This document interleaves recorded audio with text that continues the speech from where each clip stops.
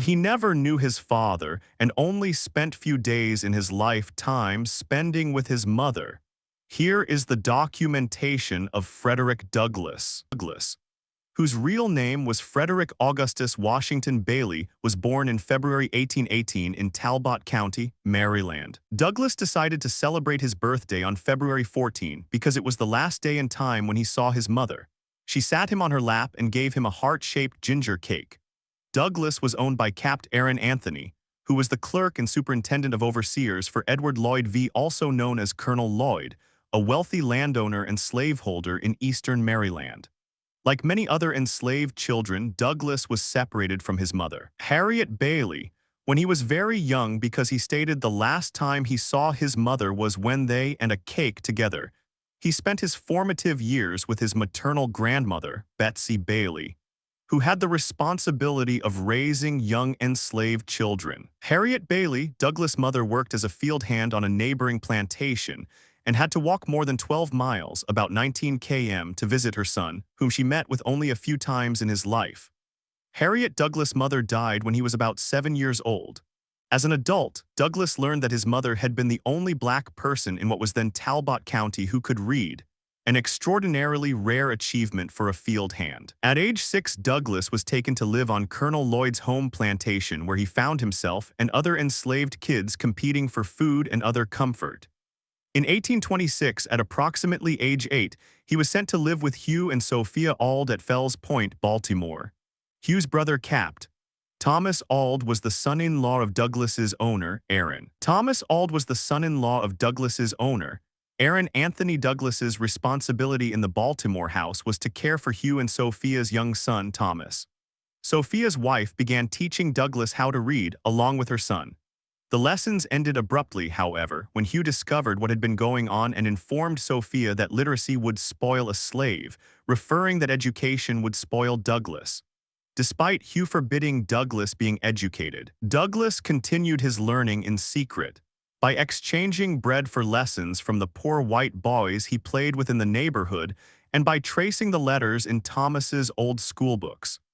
In Maryland, as in many other slaveholding states, it was forbidden to teach enslaved people how to read and write in those days. In March 1832, Aaron Anthony and his daughter died, resulting in Douglass being sent to St. Michael's on Maryland's eastern shore.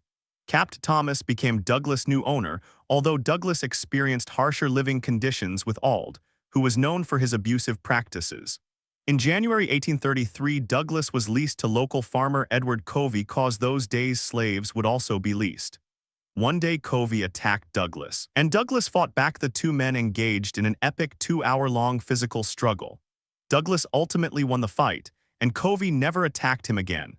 Douglass emerged from the incident determined to protect himself from any physical assault from anyone in the future. In January 1834, Douglass was sent to William Freeland's farm. Living and working conditions were better under Freeland. However, Douglass still desired his freedom. While living with Freeland, he started a Sabbath school at which he taught area blacks how to read and write. Along with 4 other enslaved men, Douglass plotted to escape north by taking a large canoe up the coast of Maryland and to proceed to Pennsylvania, but their plot was discovered. Douglass and the other participants were arrested. Captain Auld then sent Douglass back to Baltimore to live again with Hugh and Sophia Auld and to learn a trade. Hugh Auld hired out Douglass to local shipyards as a ship caulker. Now working as a skilled tradesman, Douglass was paid by the shipyards for his efforts. He would then submit his earnings to Auld, who gave Douglass a small percentage of the wages. Douglass would eventually hire out his own time, which meant that he paid Auld a set amount every week but was responsible for maintaining his own food and clothing. During this time, Douglass became more involved in Baltimore's black community, which led him to meet Anna Murray, a freeborn black woman whom he would eventually marry. Douglass moved about Baltimore with few restrictions, but that privilege came to an end when he decided to attend a religious meeting outside of Baltimore on a Saturday evening and postpone paying Auld his weekly fee. The following Monday, when Douglass returned, Auld threatened him. After that encounter, Douglass was determined to escape his bondage. He escaped in September 1838 by dressing as a sailor and traveling from Baltimore to Wilmington, Delaware by train, then on to Philadelphia by steamboat, and from there to New York City by train. Black sailors in the 19th century traveled with documents granting them protection under the American flag. Douglas used such documents to secure his passage north with the help of Anna, who, according to family lore, had sold her feather bed to help finance his passage. New York City was a dangerous place for enslaved people. Those days caused slave catchers traveled to the city to track down those who escaped, and many locals, black and white, were willing to snitch for money. For his own protection, Douglas changed his name from Frederick Bailey to Frederick Johnson. A chance meeting with black abolitionist David Ruggles led Douglas to safety. Anna arrived in New York several days later, and the two were married by the Reverend J.W.C. Pennington. The couple quickly left New York City for New Bedford, Massachusetts. Ruggles had determined that New Bedford's shipping industry would offer Douglas the best chance to find work as a ship caulker. In the newly minted Frederick, Douglass earned money for the first time as a free man. However, despite Douglas's previous work experience, racial prejudice in New Bedford prevented him from working as a ship caulker because white caulkers refused to work with black caulkers. Consequently, Douglas spent his first years in Massachusetts working as a common laborer. Douglas' life took a significant turn in 1841 when he attended a Massachusetts Anti-Slavery Society convention.